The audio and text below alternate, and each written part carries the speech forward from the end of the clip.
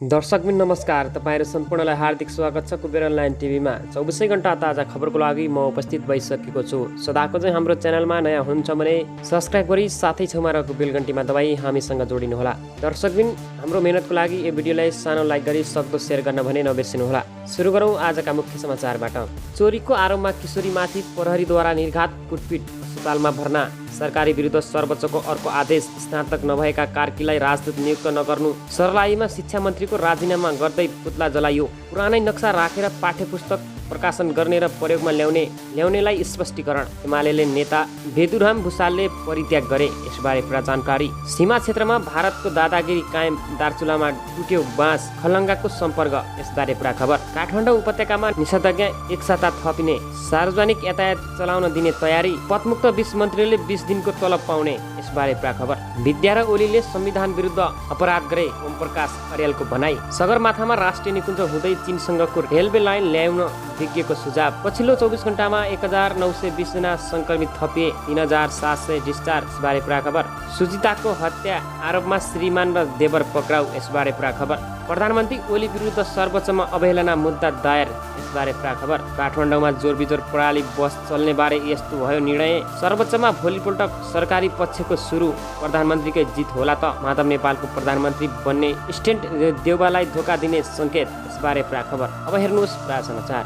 धनुषामा एक बालकलाई चोरीको आरोपमा प्रहरीले कस्टडीमा राखेर निर्घात कुटपिट गरेको छ। कुटपिटबाट घाइते बालकको उपचार पहिले प्रादेशिक अस्पताल जनकपुर धाममा भइरहेको छ। यसरी कुटपिटबाट घाइते भएको बालक धनुषाको शहीदनगर नगरपालिका 4 नुनपट्टी बस्ने 25 वर्षीय रविशङ्कर कुमार पीडित रहेको जनाएको छ। प्रहरीको कुटाइबाट घाइते बालक अर्धचेत अवस्थामा पुगेपछि शनिबार साँझ 7 बजे मधेस स्वास्थ्य विज्ञान प्रतिष्ठान स्थित प्रादेशिक अस्पताल जनकपुर भर्नामा गरिएको किशोरका काका बिन्देश्वर पण्डितले जानकारी दिए।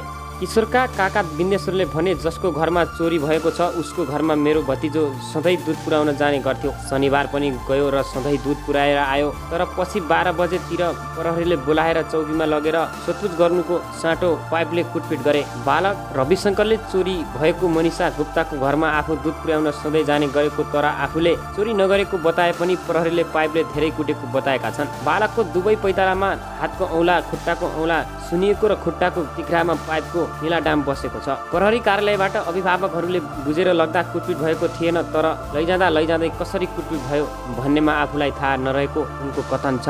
दर्शकबिन यसै गरी लागौँ अब अर्को समाचारतर्फ। सर्वोच्च अदालत सरकारले गरेको अर्को निर्णय विरुद्ध अन्तरिम आदेश दिएको छ। राजदूतको योग्यता सम्बन्धी परेको रिट निवेदनमा सर्वोच्च अदालतले स्नातक गरेको व्यक्तिलाई राजदूत नियुक्त नगर्न आदेश दिएको छ। न्यायाधीशद्वारा सपना प्रधान मल्ल र प्रकाश ढुङ्गानाको इजलासले सो आदेश दिएको हो। मन्त्री परिषदको जेठ 25 गतेको बैठकले मन्त्री भइसकेको व्यक्तिलाई राजदूत नियुक्त गर्दा स्नातक तहको शैक्षिक योग्यता आवश्यक। मन्त्री परिषदले राजदूत सम्बन्धी निर्देशकका संशोधन गरी त्यो अवस्था रहेको बताएको छ। संशोधन निर्देशनका अनुसार पूर्व प्रधानमन्त्री युवराज कार्कीलाई बाहिरनका लागि नेपाली राजदूत नियुक्त गर्न सिफारिस गरिएको हो। सर्वोच्चले अर्को आदेश नभएसम्म कार्कीलाई राजदूत नियुक्त नगर्न अन्तरिम आदेश दिएको छ। सर्वोच्चले यसअघि पनि हालै केपी ओली सरकारले गरेका विभिन्न निर्णय विरुद्ध अन्तरिम आदेश दिएको थियो। यसअघि सरकारले संसद भएका पूर्व माओवादी लगायतका व्यक्तिहरूलाई मन्त्री नबनाएपछि त्यस विरुद्ध अन्तरिम आदेश दिएको थियो। सो आदेशसँगै 7 जना मन्त्री पदमुक्त भएका थिए। प्रतिनिधि सभा विघटन पछि काम चलाउ हैसियतमा पुगेका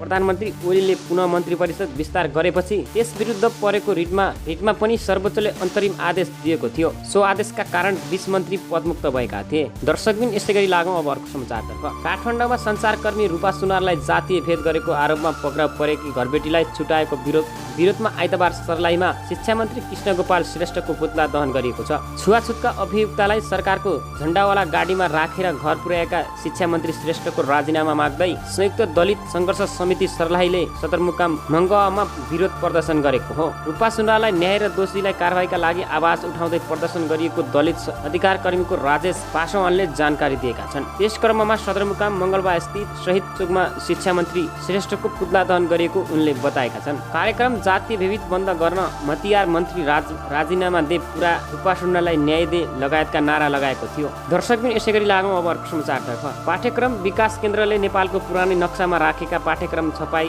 गर्ने, छापाखाना वितरण गर्ने, वितरक र प्रयोगमा ल्याउने विद्यालयका प्रधानाध्यापकहरूलाई स्पष्टीकरण सोधेको छ। पाठ्यक्रम विकास केन्द्रले अनुगमन क्रममा नेपालीको अतिक्रमित भूभाग, लिपुलेक र लिम्पियाधुरा, कालापानी लगायतका क्षेत्र समेटिएको नक्सा नरहेको पुरानै पाठ्यपुस्तक प्रयोगमा ल्याइएको पाएपछि उनीहरूलाई कारबाहीका लागि स्पष्टीकरण सोधेको जनाइएको छ। यही असार 1 गतेदेखि सो केन्द्रले अनिवार्य रूपमा नयाँ नक्सा समेटिएको पाठ्यपुस्तक बिक्री वितरण गर्न निर्देशन दिएको थियो। सो निर्देशनको अवज्ञा गर्नेहरूमाथि कारबाही थालिएको केन्द्रले जनाएको छ। यस्तै पाठ्यक्रम केन्द्रका अनुसार कतिपय पाठ्यपुस्तक तथा पाठ्य सामग्रीहरू मूल्य उल्लेख नगरेको वा कालो पत्रे नयाँ मूल्य सूची टाँसी गरिएको पाइएको छ भने नेपाली कला, संस्कृति, सामाजिक, शिक्षा तथा पाठ्यक्रम नेपाली भाषामा हुनुपर्ने निर्देशन दिएकोमा सो समेत लागू नभएको पाइएको छ। पाठ्यक्रम विकास केन्द्रले नेपालको नयाँ नक्सा भए नभएको तथा सरकारबाट स्वीकृत पाठ्यक्रम नभएको हेरेर मात्र पाठ्यपुस्तक खरिद गर्न पनि अभिभावकहरूसँगको आग्रह गरेको छ। दर्शकबिन अब यसै गरी लागौँ अर्को समाचारतर्फ। नेकपा एमालेका नेता राष्ट्रिय सभा सदस्य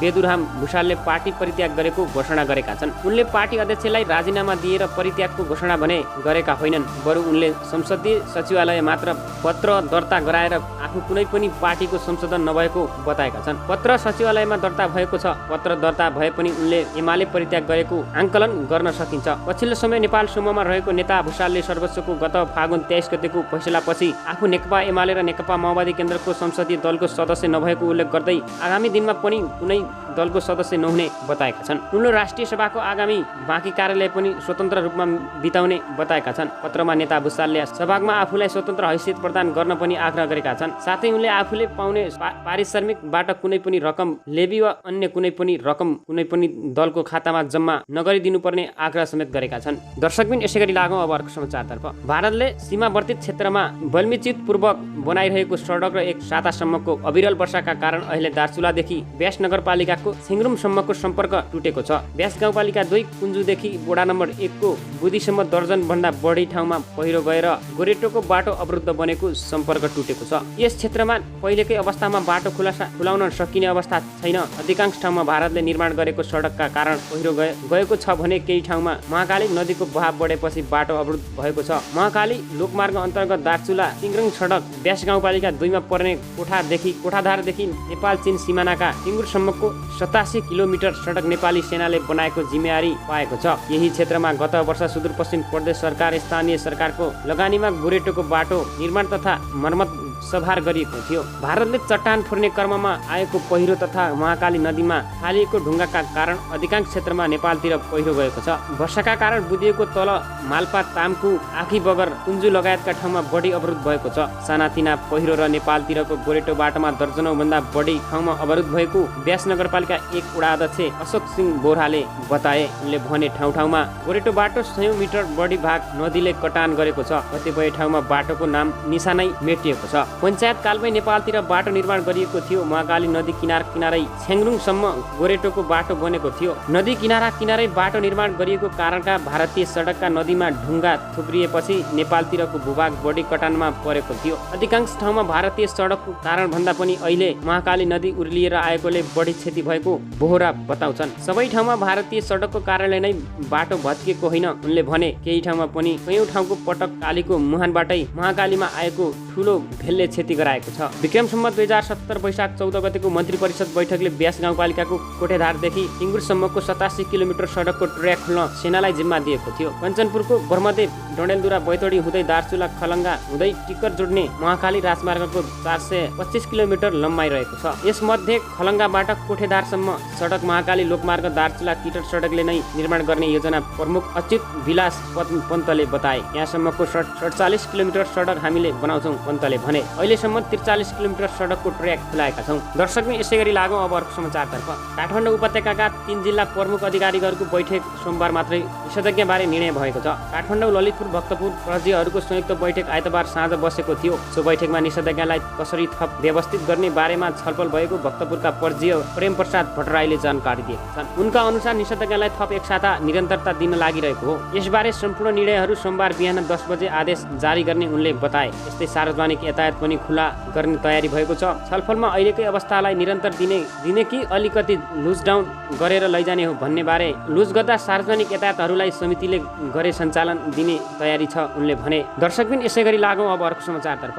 स्याङ्जामा मानिसमाथि आक्रमण गर्ने चितुवा मारेको छ। सोमबार बिहान ग्याङ्लिङ नगरपालिका 7 फाटाका खड्कबहादुर गाहको बङ्गुरखोरमा पसेको चितुवालाई गोली हानेर मारिएको जिल्ला प्रहरी कार्यालय स्याङ्जाका प्रहरी नायब उपनिरीक्षक राजेन्द्र प्रसाद अधिकारीले जानकारी दिएका छन्। चितुवाले खोरको 3वटा बङ्गुर खाएको थियो। चितुवा खोरबाट अचानक निस्केर अन्दाजी 50 मिटर टाढा बसिरहेको 48 वर्षीय लालबहादुर विकमाथि आक्रमण गरेको थियो। आक्रमण गरेपछि सब डिभिजन वन कार्यालयका कर्मचारी स्थानीय जनप्रतिनिधिहरूको रोबरमा गोली चलाएको थियो। गोली लागेर घाइते भएको चितुवा केही बेरमै मरेको प्रहरी नायब उपनिरीक्षक अधिकारीले बताए। उनका अनुसार चितुवाले थप मानवीय क्षति नहोस् भनेर गोली चलाएको थियो। मृत चितुवाको मुचुल्का गरी सब डिभिजन कार्यालयले ग्याङ्लिङ नगरपालिका वडा नम्बर 3 नर्थवर्षी वन कार्यालयको कम्पाउन्डमा स्थापना गरेको थियो। चितुवाको आक्रमणबाट घाइते लालबहादुर विकको ग्याङ्लिङ नगर अस्पतालमा उपचार गरिएको थियो। उनी दिउँसै अस्पतालबाट डिस्चार्ज भइसकेका थिए। दर्शकबिन यसै गरी लागौँ अब अर्को समाचारतर्फ। 3 साता पनि झण्डा हल्लाउन नपाई सर्वोच्च अदालतले पदमुक्त गरिएका 20 मन्त्रीको तलब पाक्यो कि पाकेन यसबारे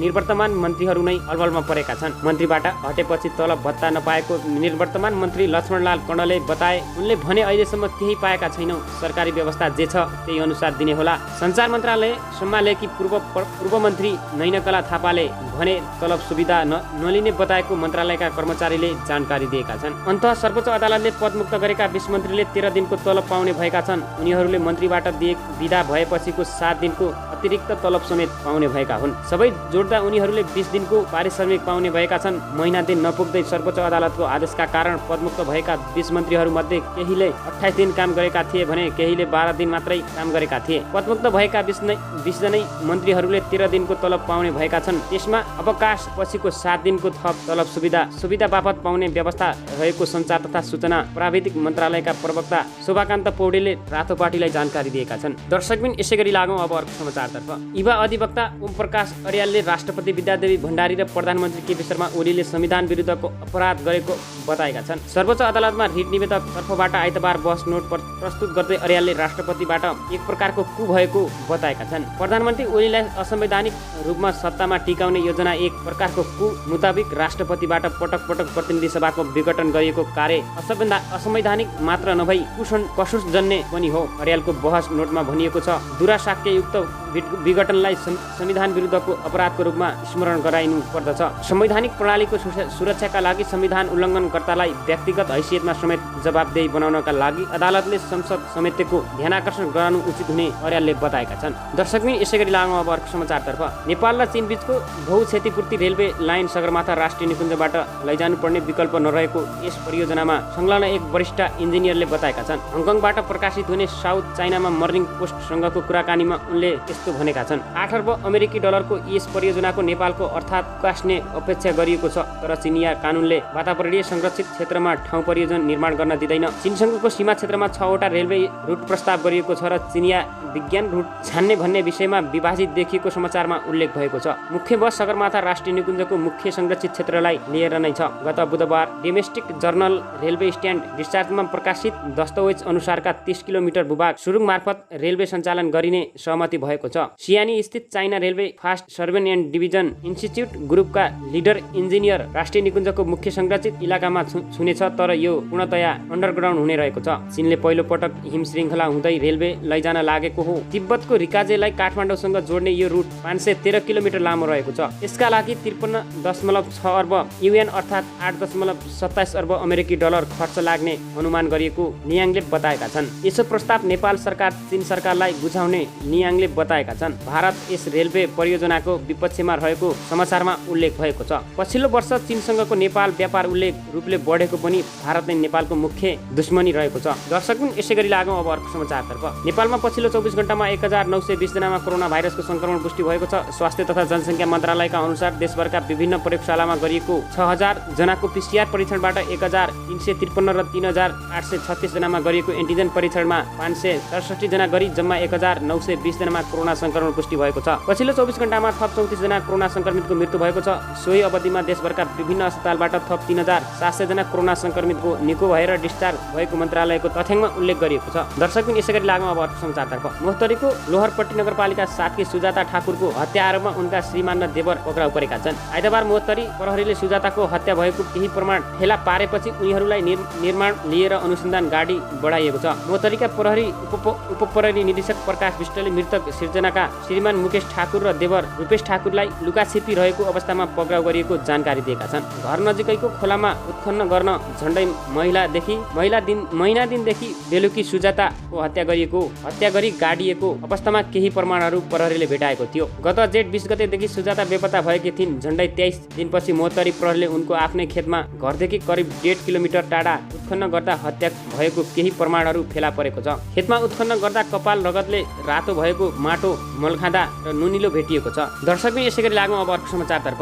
प्रधानमन्त्री केपी शर्मा ओली विरुद्ध सर्वोच्च अदालतमा अवहेलना मुद्दा दायर भएको छ। अधिवक्ता उमेश प्रसादले मन्त्री परिषद ओली विरुद्ध दायर गरेका हुन्। उनले मन्त्रीले विभिन्न ठाउँमा भाषण गर्दा अदालतको अवहेलना गरेको भन्दै कारबाहीको मागसहित निवेदन पेश गरेका छन्। दर्शकबिन अब लागौँ अर्को समाचारतर्फ। कोरोना संक्रमण रोकथाम तथा नियन्त्रणका लागि जारी निषेधाज्ञा बिस्तारै खुकुलो हुँदै गएको छ। गत सातादेखि विभिन्न कार्यालय पसलहरूसँगै प्राइभेट गाडीहरू बिजोरमा सञ्चालनमा आइसकेका छन्। यसबीच उपत्यकाका 3 जिल्लामा प्रमुख जिल्ला अधिकारीहरूको आइतबार बसेको बैठकमा सार्वजनिक सवारी जोडबिजोड प्रणालीमा सञ्चालन गर्ने छलफल भएको छ। यद्यपि गाडी सञ्चालन हुने दिन युवा नदिने भन्ने बारे सोमबार अन्तिम निर्णय हुने भएको छ। सार्वजनिक यातायात के गर्ने भन्ने बारे भोलि दिउँसोसम्म निर्णय भइसक्ने बैठकले निष्कर्ष निकालेको छ। दर्शकबिन अब लागौँ अर्को समाचारतर्फ। सर्वोच्च अदालतमा प्रतिनिधि सभा विघटन सम्बन्धी रिट निवेदन पक्षको बहस आज सकिएको छ भने सोमबारबाट सरकारी पक्षको बहस सुरु हुने भएको छ। नेपाली काङ्ग्रेसका सभापति शेरबहादुर देउवालाई 146 संसदले दायर गरेको रिट निवेदनमाथि सुनवाईको चौथो दिन आज रिट निवेदकका पक्षबाट बहस सकिएको हो। इजलासले निवेदक पक्षलाई 12 घण्टाको समय दिएको थियो। सो समयमा रिट निवेदक तर्फबाट 36 कानुन व्यवसायीले बहस गरेका थिए। प्रधान न्यायाधीश चोलेन्द्र शमशेर जबरा, वरिष्ठ न्यायाधीश दीपक कुमार कार्की, मीरा खड्का, ईश्वर प्रसाद खतिवडा र डाक्टर अनमोहन भट्टराईको संवैधानिक इजलास गत बुधबारदेखि नियमित बहस सुरु भएको थियो। दर्शकबिन अब लागौँ अर्को समाचारतर्फ। नेकपा एमालेको विपक्षीय गुटका नेता माधव कुमार नेपालले आफूलाई प्रधानमन्त्री बनाउन अफर दिएको दावी गरेका छन्। शनिबार नयाँ बानेश्वरमा आयोजित विपक्षी गठबन्धनको अन्तर्क्रिया कार्यक्रम बोल्दै नेता नेपालले आफूलाई प्रधानमन्त्री बन्ने अफर आएको दावी गरेका हुन्। यद्यपि उनले कोबाट अथवा कहाँबाट आफूलाई अफर आएको भन्ने खुलासा भएको छैन। अर्कोतर्फ उनले काङ्ग्रेस सभापति शेरबहादुर देउवालाई धोका हुने विषयमा समेत बोलेका छन्। उनले देउवालाई कुनै पनि हालतमा धोका नदिने बताएका छन्। तर नेता नेपालले आफ्नो बढ आफै गर्न आफूलाई प्रधानमन्त्रीको अफर आएको भनेको हुन सक्ने पनि देखिन्छ। यति बेला प्रधानमन्त्री केपी शर्मा ओली विरुद्धी गुट सक्रिय छ। तर माधव नेपाल पछाडिका नेताहरू भने नेकपा एमाले मिलाउने कोसिसमा रहेका छन्। यस्तो बेला आफूले ठूलो अफर राखे जस्तो किसिमको स्ट्यान्ड माधव नेपालबाट आएको अनुमान समेत गरिएको छ। तर नेता नेपालले देउवालाई बीचमा धोका दिन्छन् या दिँदैनन्, एमालेमै मिल्छन् वा मिल्दैनन्, सो समयले देखाउनेछ। दर्शकबिन यो सँगै तपाईँ माझ आजका मुख्य समाचारहरू राखिसकेको छु। नयाँ रिपोर्टका लागि पुनः उपस्थित हुने नै छु। अहिलेलाई भने तपाईँ माझबाट बिदा चाहन्छु। हस्त, धन्यवाद।